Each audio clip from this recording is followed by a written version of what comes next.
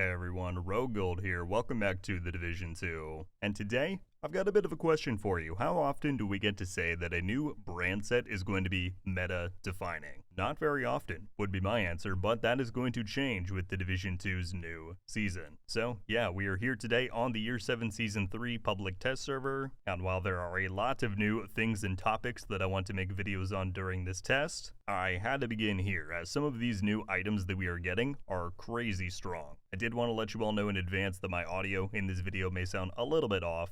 I've been moving this past week, so I cannot confirm nor deny if I'm currently recording this within a closet, as I'm still trying to get my setup and soundproofing finished up. But yeah, it has been a busy week in-game and in real life for me, but I'm excited to be here. So let's dive straight in. If you enjoyed this one and you want to see more coverage on the Division 2, the PTS, anything, then be sure to subscribe. Shout out and thank you to our channel members for your continued support. Truly, it means so much to me that y'all keep showing back up, so thank you so much. But without further ado, let's go. Alright, so there are a couple of items coming next season that I believe are going to contribute to this big meta shift, if you will, but it all starts right here at the new Unit Alloys brand set. Look at the bonuses on this thing. At the one piece, you have 5% rate of fire, 2-piece 20% AR damage, and at the 3-piece, 50% magazine size. I never thought I would see the day where we got a rate of fire brand set bonus, let alone at the one piece, but here we are. And it's not like that is the only crazy strong component here. 20% AR damage is wild, and 50% mag size on a non-Brazos brand is going to get used a lot, I wager. So all around, I would say that this is no question the strongest new brand set that we've seen in a very long time. Is it too strong?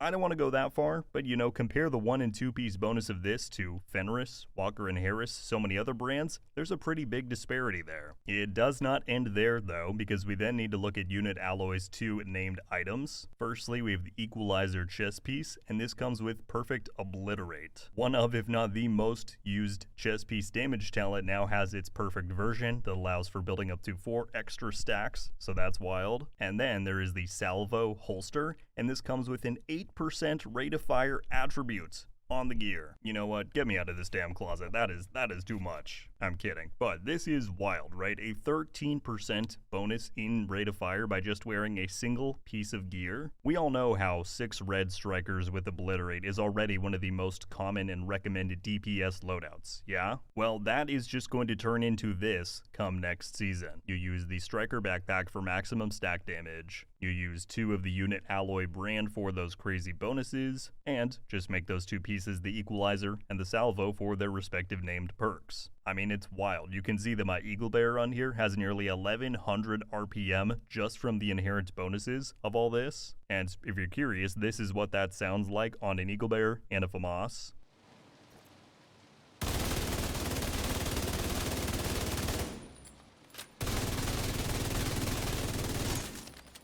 So I took this build straight into some content, and no surprise it chewed through the enemies. As per usual, I have to give my PTS disclaimer that on this account I do not have my ideal specialization. I have no shade levels, I have no expertise levels, so on both yours and mine fully leveled accounts, this build and these items can go much higher than you're seeing here. But despite those limitations on heroic difficulty, which is what all of this was filmed on, this build is just shredding, and you know, you would expect no less from getting such powerful new items that synergize so perfectly with the best existing damage set in the game. So, the ultimate question, do I think these things are too strong? Not necessarily, right? The individual bonuses from, we'll say, Perfect Obliterate, even the Salvo holster, I don't think that they're overly tuned on their own. You know, maybe say for that Unit Alloys 2-piece, I still think 20% AR damage is wild. But it's just that, again, these slot in so perfectly with what is already the game's best DPS loadout that it makes for a pretty deadly result. Do I think they're going to nerf Striker because of these new additions? No, I don't. And so, no, I don't really think that these items in particular are too strong or that they should change them. I do think we are absolutely in need of that difficulty increase or expansion, whatever that the team teased in the recent dev stream, because yeah, get ready to be running this loadout and see just about everyone around you doing the same next season. Well, my friends, there you have it. That is my breakdown of some of these crazy new items on the Year 7 Season 3 public test server. They are a lot of fun, but also undeniably strong. So at this point, I would love to hear your guys' thoughts on everything that you have seen in this video thus far. What do you think about some of these new additions that are coming to the game, whether it be the unit alloys brand, the equalizer, the salvo, anything in between? I have a feeling a lot of people are going to be looking forward to these additions. But yeah, let me know what you're thinking. That's all I've got for today though. I'm going to go continue working on finishing my setup, but thank you all so much for watching. I'll catch you back soon. RogueGold